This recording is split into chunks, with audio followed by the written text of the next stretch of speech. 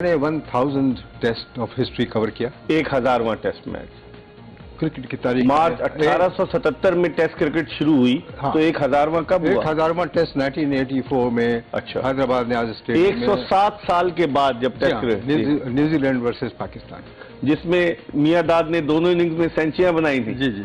जिसमें Ian Smith ने अपना ग्लव उठा के फेंक दिया था जब कॉट बैन नहीं दिया था। फिर मैंने 2000वां टेस्ट कवर किया। वो कब था? 2011 में। अच्छा, यानी कि India versus England eight Edgbaston. यानी कि 1984 में तो 1000 टेस्ट हो गए और फिर 2011 में यानी कि 27 साल में मजीद, यानी कि टेस्ट इतनी तेजी से खेले गए। जी, इतनी तेजी से टेस्ट खेले जाने लगे कि मैंने 2000वां टेस्ट भी कवर किया। अच्छा, माशाल्लाह। मैंने 10 विकेटें एक इनिंग्स में कवर की टेस्ट मैच में। जिम लेकर की? पाकिस्तान। अनिल कुंबले की। हाँ। जिम लेकर की तो 1956 में थी। अनिल कुंबले की 1999 में थी। फिरोज शाह कोटला ग्राउंड दिल्ली। वो मैंने कवर किया। लेकिन अंपायर ने बेईमानी नहीं की थी कमर साहब। वो जयप्रकाश अंपायर था। वो जिस एंड से गेंद कर रहे थे विकेट नहीं मिली इनको एक भी।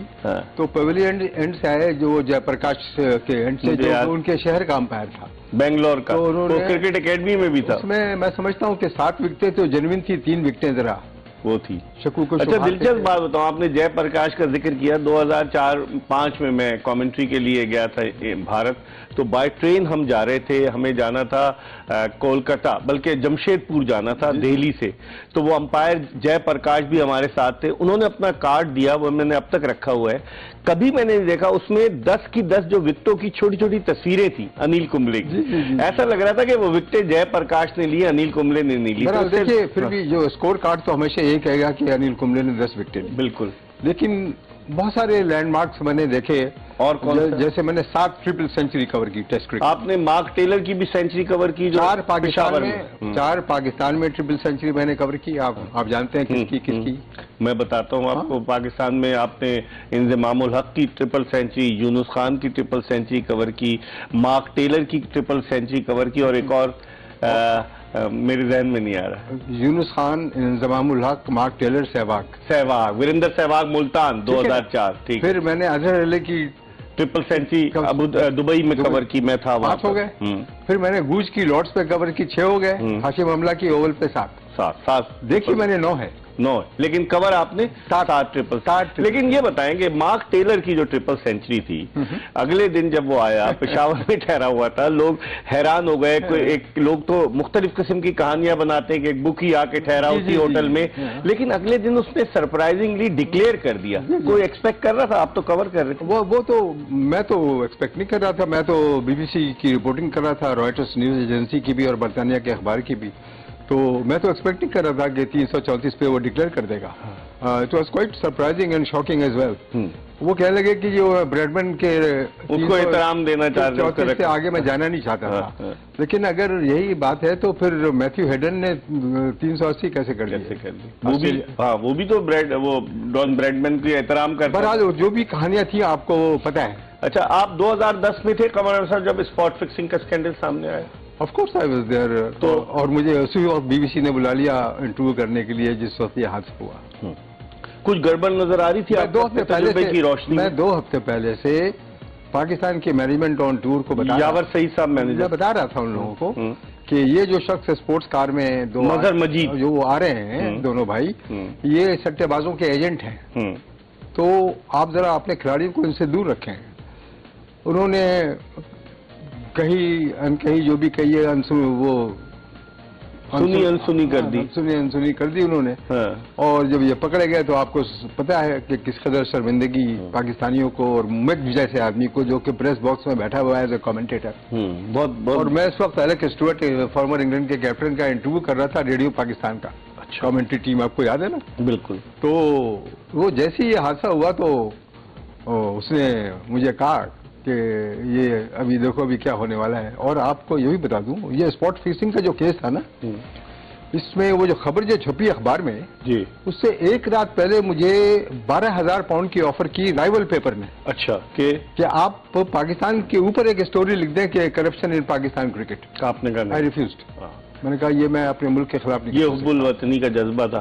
तो वो सुना है कि ग्राउंड के नजदीक ही गार्डन कोर्ट था, होटल जहां ठहरी हुई थी टीम कमर में। मैंने तनवीर अहमद से पूछा, मेरे शो में आया, उसने बताया कि आके एक एक चीज वो उधेड़ रहे थे कि क्या नहीं, वो सिम्स तो निकली देखिए, होटल पे। फ्रॉड स्क्वाड जो होता है स्कॉटलैंड यार्ड का, उन्होंने इनके लैपटॉप मोबाइल फोन ले गए थे और सिम्स मोबाइल की और लॉकर के चाबियां सब ले गए ड्रेसिंग रूम की। हाँ। तो ये इन्वेस्टिगेशन करनी है। इन्वेस्टिगेशन। अच्छा, आप 2006 में भी थे उससे पहले, जब 4 फीट टेस्ट हुआ। मुझे अच्छी है, मैं भी था जब डैरल हेयर और वो मैं उसकी बात कर रहा था जब मैं इलेक्टेड स्टूडेंट का इंटरव्यू कर अच्छा, रहा था। वो सब 4 फीट टेस्ट था 2006 का। हम लोग कमेंट्री कर रहे थे। कमेंट्री कहते जिस वक्त ये वाकया पेश आया। हाँ बिल्कुल बिल्कुल। तो मैं समझता हूँ कि बहुत बड़ी गलती की इंजमामुल हक ने।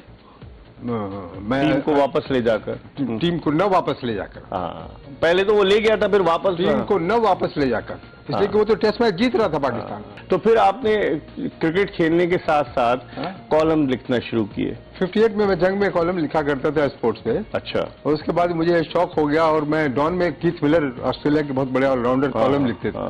अच्छा। तो उनको मैं पढ़ता था अंग्रेजी के कॉलम उनके। हाँ। तो मुझे शौक पैदा हुआ कि मैं क्यों ऐसा बन जाऊं। तो मैं इंग्लिश लिटरेचर में मैंने ग्रेजुएशन किया हुआ था। वो पाकिस्तान भी आए थे कीथ मिलर, आई रिमेम्बर। जी, बहुत बड़ा क्रिकेटर। हाँ। तो और पाकिस्तान का बहुत बड़ा सपोर्टर भी थे वो। जी। और वो मोस्ट हैंडसम फजल महमूद, स्मार्ट, बहुत खूबसूरत। जी हाँ। अच्छा। तो फिर मैं डॉन अखबार तो मैंने 1976 से लिखना शुरू किया इंग्लैंड जाने के बाद। लेकिन इंग्लैंड कब पहुंचे आप? मेरी पहली और लास्ट जॉब पाकिस्तान में, फर्स्ट एंड लास्ट जॉब, मैं ब्यूरो चीफ था PPI news agency Pakistan press international Hyderabad में स्टाफ के साथ, और मेरी तनख्वाह थी 100 रुपए।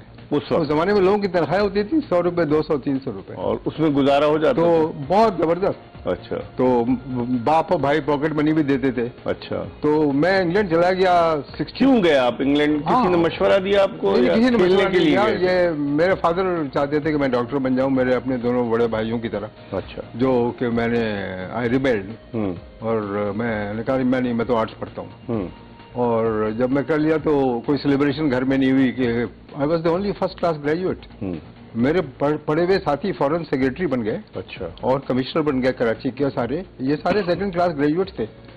मैं नहीं गया ब्यूरोक्रेसी में, मैं क्रिकेट खेलने इंग्लैंड चला गया 1964 में। 64 में, हाँ। और वही फैमिली की प्रेशर से खत आने, उस जमाने में एरोग्राम होते थे अगर आपको याद हो। जी जी जी। तो आते थे पोस्ट ऑफिस से खरीदते थे, उस पर स्टैंप ऑलरेडी लगा हुआ होता था। तो खतूत आने लगे मेरे पेरेंट्स के कि लोग पढ़ने जाते हैं बैरिस्ट्री और डॉक्टरी, और तुम क्या कर रहे हो, क्रिकेट खेल रहे हो। तो मैंने इस चैलेंज को बहुत ही सीरियसली लेकर सहाफत पढ़ी। और जब मैं पास इंग्लैंड में पढ़ी, इंग्लैंड में सहाफत पढ़ी, और उसको फोटो कॉपी करा के अपने डिप्लोमा जो मुझे मिला 1 साल के बाद, अपने फादर को भेजा कि मैंने इंग्लैंड में पढ़ लिया, अब आगे नहीं पढ़ूंगा। तो उन्होंने कहा आप क्या करेंगे आप? मैंने कहा हर आदमी डॉक्टर नहीं होता, पेशेंट भी होता है। तो अब देखेंगे क्या होगा। लकीली फॉर मी कि मुझे बीबीसी में ब्रेक मिल गई, बीबीसी की उर्दू सर्विस में। अच्छा। तो उनको चाहिए था एक ऐसा आदमी जो उर्दू हिंदी फ्लुएंटली बोल सके और अंग्रेजी जुबान। तो मेरी आवाज उस जमाने में बीबीसी में आवाज पर बहुत जोर था कि आपकी रेडियो वॉइस होनी चाहिए। तो उन अंग्रेजों ने मेरी वॉइस को पास कर दिया।